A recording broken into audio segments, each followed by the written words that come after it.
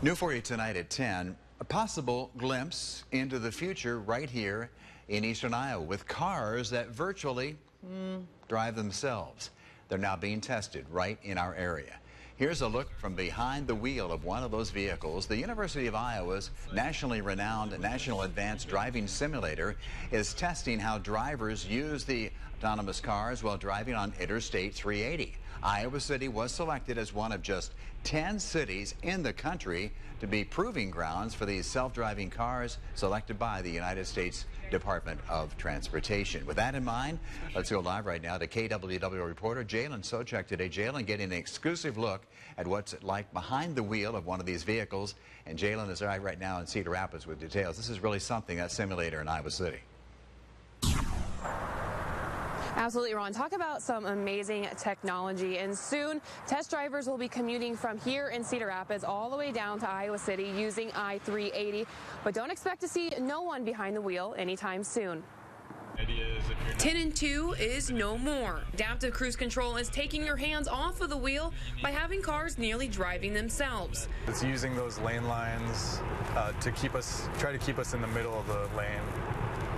But you can see I've got my hands pulled back from the wheel, my feet pulled back from the pedals. This Tesla vehicle is the center of testing being done by the University of Iowa's National Advanced Driving Simulator.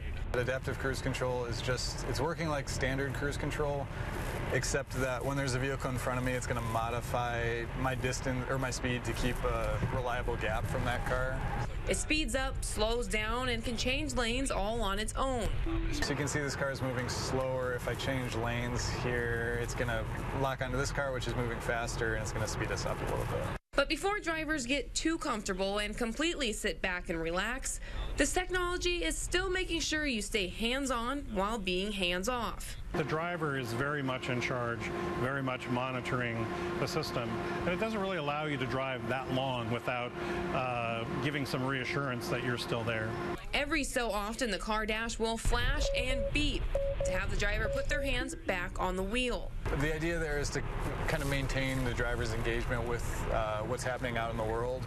Tesla cameras are what help drive the car, but researchers have added a few cameras of their own. So we want to get a sense for where drivers are deploying their attention as they're driving, which gives them a better idea of how drivers handle the new technology. We're really studying how today's production technologies, production vehicles are working as we inch up towards higher levels of automation. It will be really a long time before there are no drivers on complete open roads.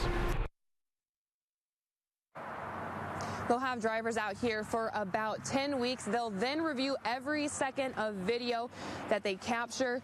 Really what they want to see is how people interact and maintain control of these cars. Live in Cedar Rapids, Jalen Socek, News 7 KWWL. Jalen, thank you so much. It really is pretty amazing, isn't it? And you know, this is a car certainly anyone can buy, but they're not cheap. They do expect a lot of this newer technology to become much more common in our newer vehicles in the next 5 to 10 years. So be careful out there, as we like to say.